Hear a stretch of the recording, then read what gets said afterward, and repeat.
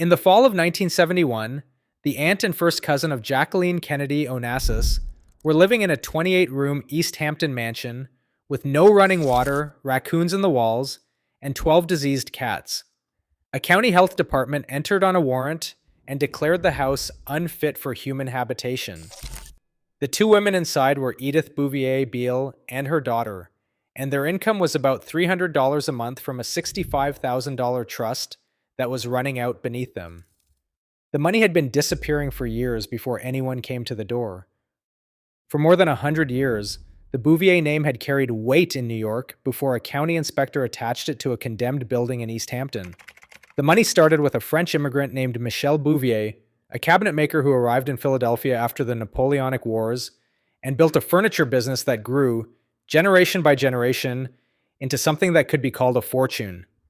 His descendants moved north to New York, married into the right families, and settled into the comfortable old money world of the Eastern Seaboard, where the name opened doors that money alone could not. By the early 20th century, the Bouviers had a place in the social register, a presence in East Hampton, and the kind of quiet confidence that comes from believing your family has always had money and always will. East Hampton in those years was more than a beach town. It was a stage. The families who summered there arrived each June and took their places in a social calendar that was as rigid as any in New York itself. The parties, the dinners, the houses open for entertaining, the hedges trimmed to announce to every passing car that the people inside lived a certain way. To be a Bouvier in East Hampton was to have a seat in that order, and the seat was maintained not by effort or accomplishment, but by the simple, inherited fact of the name. Big Edie's father was Major John Vernu Bouvier Jr., a Wall Street lawyer who carried himself with the bearing of a man certain of his position in the world. Per the Bouvier family record, his estate came to about $550,000 at his death in 1948, diminished by the crash of '29. $550,000, that was the Bouvier fortune at the moment it passed to the next generation. A comfortable sum, large enough to sustain a family of a certain standing for one generation, if the heirs were careful, perhaps two if they were frugal. Not a Rockefeller fortune or a Vanderbilt inheritance, not the kind of money that endows a family name for a century or buys its way into permanence. What the Bouviers had was old money comfort, not old money power, and the gap between the two is where everything that followed would take place. And here is the blood tie that makes this story more than a curiosity about a rotting house on Lily Pond Lane. Big Edie was the Major's daughter. Her brother was John Vernu Bouvier III, known to the family and later to the tabloids as Black Jack Bouvier. And Black Jack's daughter was Jacqueline Lee Bouvier, who would marry President John F. Kennedy in 1953 and later marry Aristotle Onassis in 1968.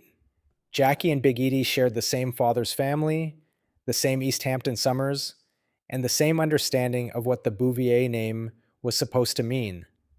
The fortune that would disappear beneath Big Edie in the decades to come had run through both branches of the family. One branch would protect it. The other would hold on to everything the money had purchased and watch the money itself evaporate. That was the family. This is what happened to the branch that stayed. Edith Ewing Bouvier married Phelan Beale, a New York attorney, in 1917. It was the kind of match the family approved of, a man with a law practice, a standing of his own, and the means to give his wife the life that the Bouvier name expected. They had children, including two sons who would later figure in the financial architecture of what came next.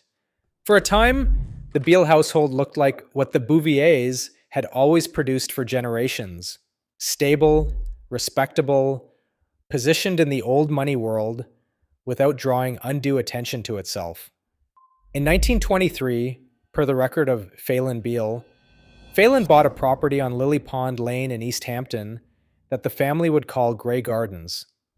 It was a 28-room oceanfront house set on manicured grounds that required a staff to maintain, with a view of the Atlantic from the upper floors and the address that mattered most to a woman of Big Edie's generation.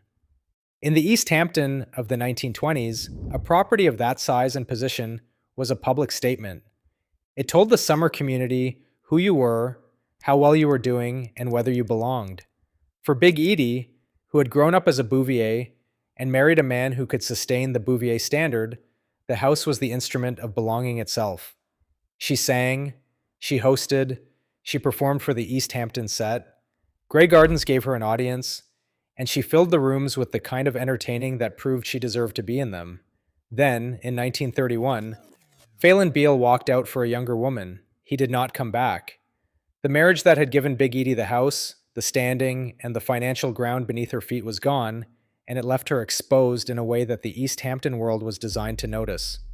A woman without a husband in that community was a woman whose position required explanation, and Big Edie offered none. She stayed in the house, and she kept entertaining. She behaved as though nothing had changed, because acknowledging the change would have cost her the one thing the change had not yet taken.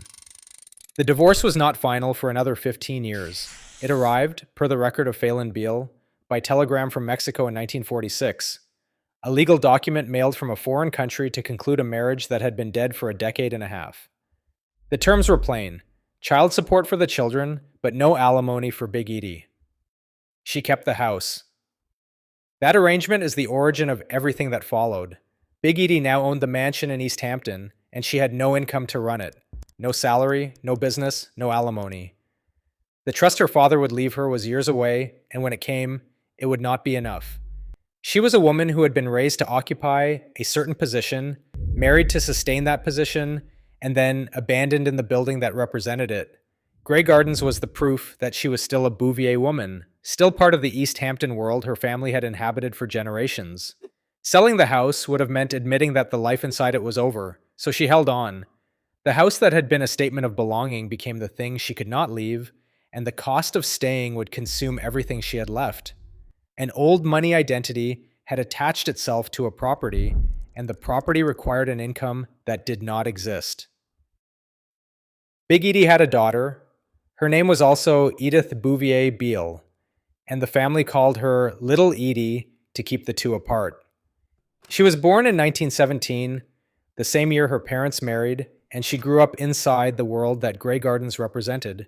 The East Hampton summers, the New York social calendar, the expectation that a Bouvier woman would present herself to society and marry into a household that could carry the family standard forward. Per the New York Times Society pages and the record of Edith Bouvier Beale, on the first day of 1936, Little Edie came out at a debutante ball at the Pierre Hotel in New York. She was 18 years old, a Bouvier daughter entering the world. She wore a white dress with silver and had gardenias in her hair, and the New York Times covered the event. A Bouvier debutante, presented to society at the Pierre, in a room full of the families that the social register said mattered. Everything about that evening was a beginning. It was the night a young woman of her name and her class was introduced to the world she was expected to occupy for the rest of her life. Little Edie walked through the door.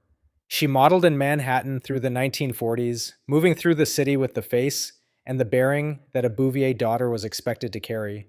She was photographed, admired, present at the right gatherings. There were men, and there were possibilities, and there were years when a different life was still available to her. She was a young Bouvier woman in Manhattan, with the right name and the right face, and the debuts and the dinners, and the men who took her out might have led anywhere that debuts of that kind were supposed to lead. Then, in the summer of 1952, at the age of 34, Little Edie went home to Grey Gardens to care for her mother. There was no announcement, no farewell dinner, no decision that anyone remembers as a decision. She went home for what might have been a visit, and the visit became a month, and the month became a season, and the season became the rest of her life. She stayed for 25 years. What had been presented as an act of care became something closer to gravity. The house needed someone, and Little Edie was the one who answered, and the answering itself became the life.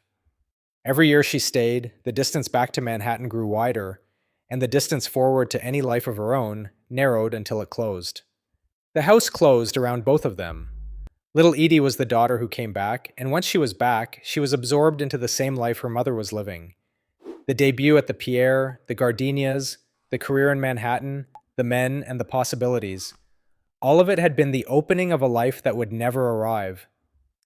She was 34 when she went home, and she was still there when her mother died a quarter century later. The debutante, who had been presented to society on the first day of 1936, never left her mother's house. Every dollar that was supposed to keep Big Edie alive is visible in a single court document, and the numbers in it are precise enough to watch the fortune die. The 1954 court accounting of the Bouvier Trust, filed as a matter of public record, laid out the financial architecture of Big Edie's existence with the precision that only a legal proceeding requires. Her inheritance from her father, the major, was $65,000, held in trust for life. She could not touch the principal. It was controlled by her sons, not by her.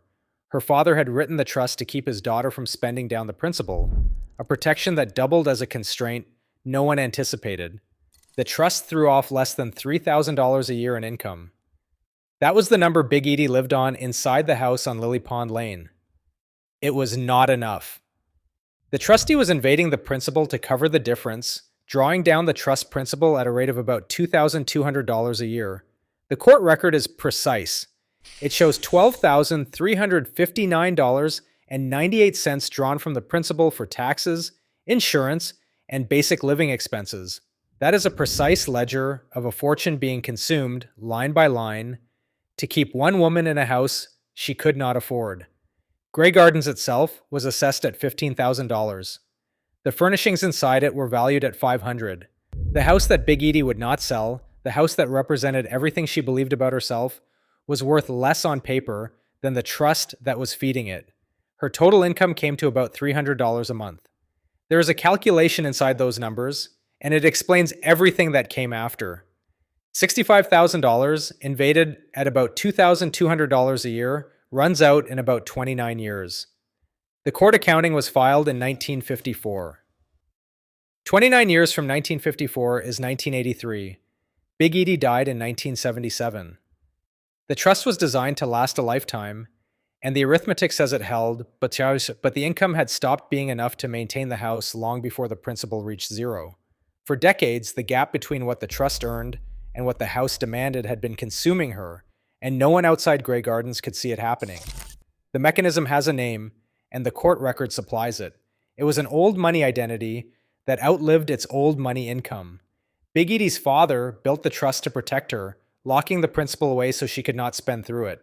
But the income was never sufficient to maintain Grey Gardens, and Grey Gardens was the one asset that could have saved her if she had sold it and lived on the proceeds. She would not sell it. The house was the last proof on earth that she was still a woman of the world she had grown up in. The protection her father designed kept her dependent, and the dependence kept her in a house she could not afford because the house was the identity, and the identity was everything she had left.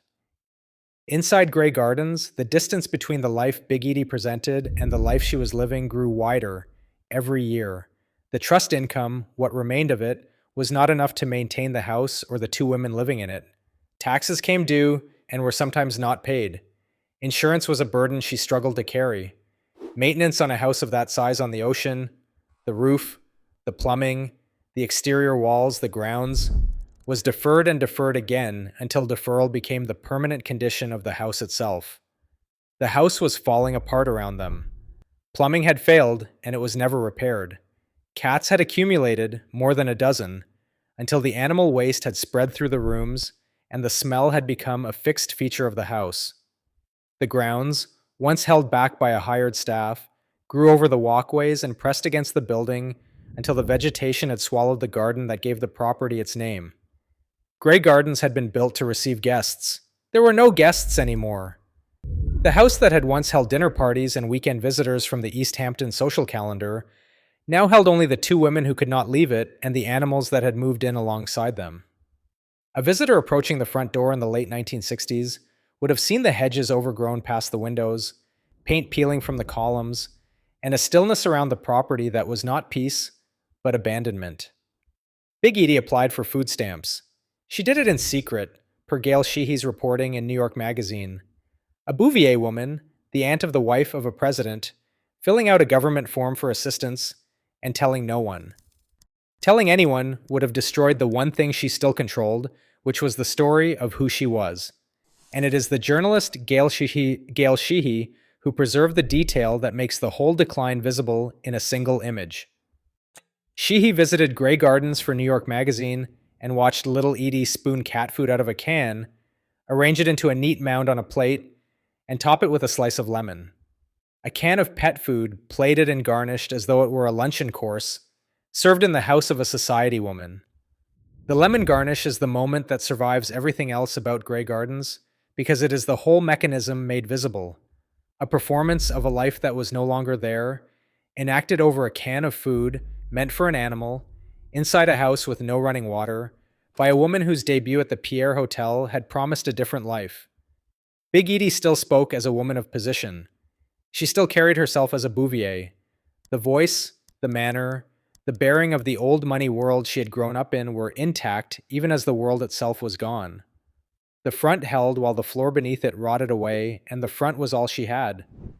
She was maintaining an identity that had outlived every dollar of the income that once supported it, and she would go on maintaining it until the county government came through the door. The world outside Lily Pond Lane had not noticed Grey Gardens for years. The East Hampton summer colony had its own affairs, and two women living in a deteriorating house at the end of the lane were not the sort of problem that attracted attention. Then, in the fall of 1971, the world came through the door. Per the Suffolk County Health Department findings reported in New York Magazine in January of 1972, a county health department team entered Grey Gardens on a warrant. What they found was the full record of what decades of declining income and deferred maintenance had produced. No running water, raccoons living inside the walls, animal waste accumulated through the rooms, 12 diseased cats on the property. The structure was compromised, the interior stained and rotting, the plumbing gone. The Suffolk County Health Department declared Grey Gardens unfit for human habitation and ordered the two women inside to leave. Jacqueline Kennedy Onassis' own aunt and first cousin, ordered out of a condemned building in East Hampton by a government inspector carrying a clipboard and a warrant. The story would have ended as a local citation if not for the name. A woman named Beale, living in a deteriorated house on Lily Pond Lane, was a code violation. A woman named Beale, who was the aunt of Jacqueline Onassis, was a national story. The Bouvier name, which had kept Big Edie in the house for 40 years, was now the instrument that made her humiliation public. Gail Sheehy wrote the article that brought the story to the country.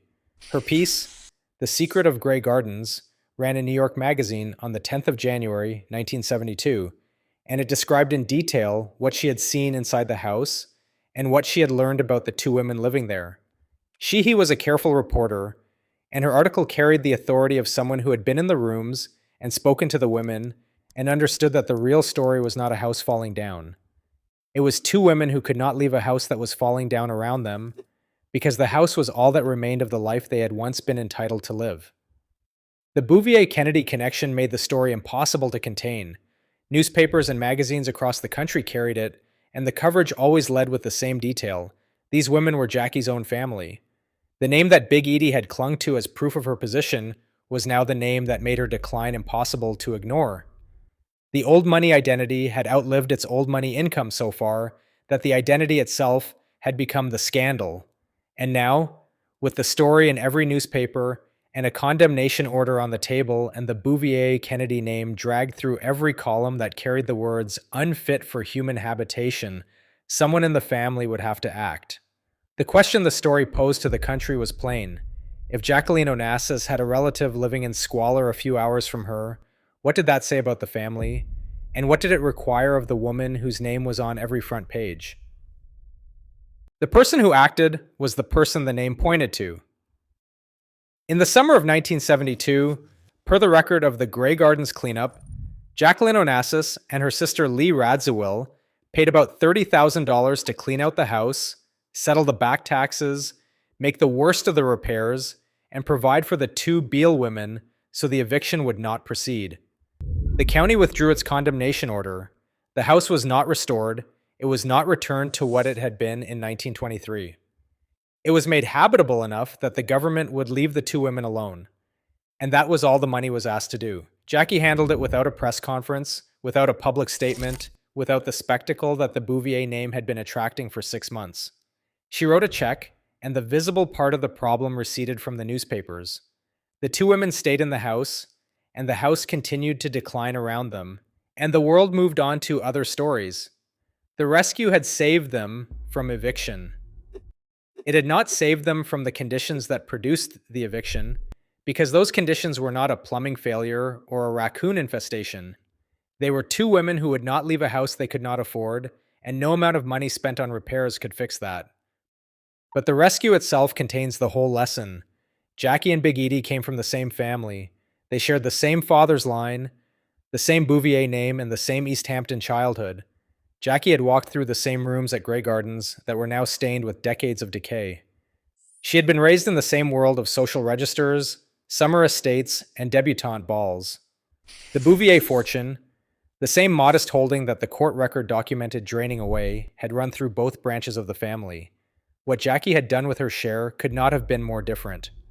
Before every marriage, before every financial arrangement, she had put the terms in writing. She signed prenuptials, took settlements, and converted the Bouvier name into legal instruments that survived the relationships they came from. Big Edie had held on to a house she could not afford, maintaining the appearance of a life that no longer existed. Jackie had put her protection on paper, and the paper held. The sum Jackie paid to stop the eviction was not a large number by the standards of either woman's life. For Big Edie, it was close to half the entire trust that had failed her over 3 decades.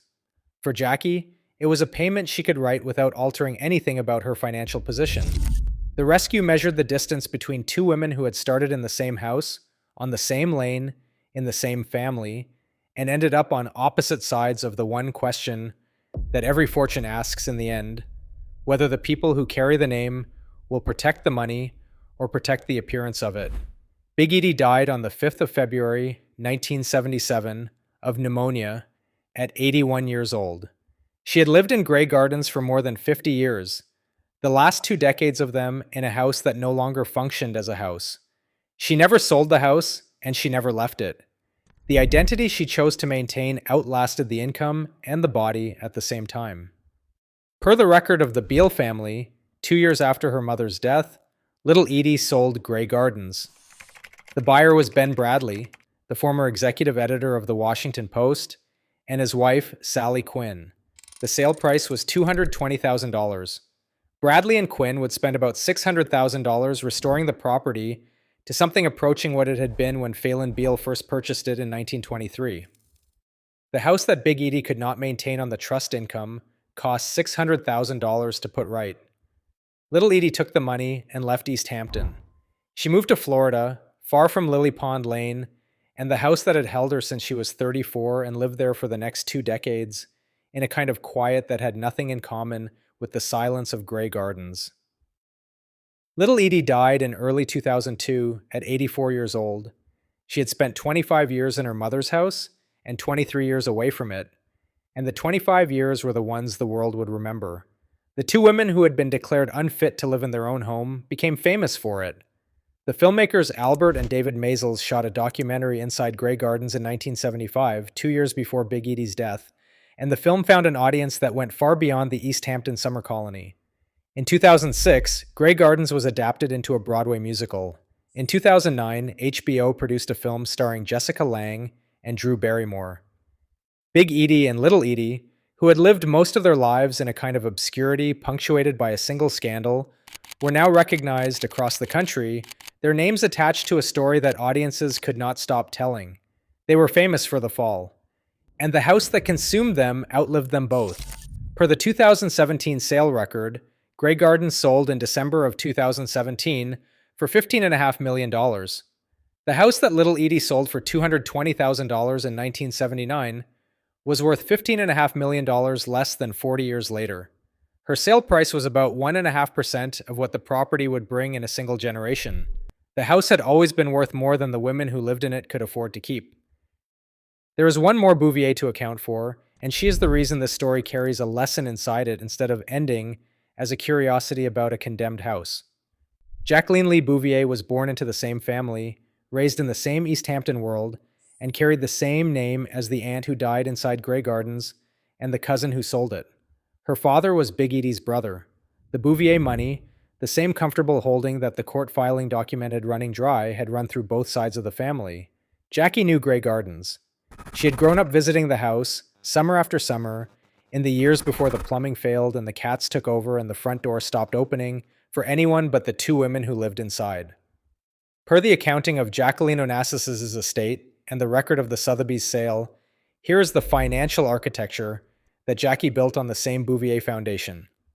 Before her 1968 marriage to Aristotle Onassis, Jackie signed a prenuptial agreement reported at $3 million with an annual trust provision. She did not marry without knowing what she would leave the marriage with, and she did not trust the name or the relationship to protect her. She put the terms on paper, and the paper held. It was not sentiment that protected Jackie's wealth, nor was it the Bouvier name or the Kennedy legacy or the goodwill of influential men. It was a legal document with her name on the signature line, signed before the marriage began, that specified in dollars and provisions what she would take with her when the marriage ended, regardless of what happened between the wedding and the end. When Onassis died in 1975, Jackie took a lump settlement reported in the tens of millions. At her own death, on the 19th of May, 1994, per the accounting of Jacqueline Onassis' estate, her estate came to about $43.7 million. Sotheby's auctioned about $34.5 million of her personal effects in a sale that drew bidders from around the world. The Bouvier name at that auction was worth more than it had been in the lifetime of anyone who carried it. Jackie had taken the same inheritance, the same old money standing, the same social world that had swallowed her aunt whole, and she had converted it into assets that could be counted, transferred, and sold at auction after she was gone. The name survived because she had converted it into legal instruments that would outlast every relationship that produced them. Jackie and Big Edie started from the same place. The same Bouvier blood, the same East Hampton childhood, the same world of summer houses and social registers, and the expectation that the family name would carry you. They ended in different worlds because they made different decisions about what to do with the name when it mattered. Big Edie held on to a house that represented who she was and watched the money behind it disappear. Jackie signed contracts that converted who she was into something that would survive the name, the marriages, and the men who provided the money. The 1972 cleanup is the whole lesson compressed into a single act.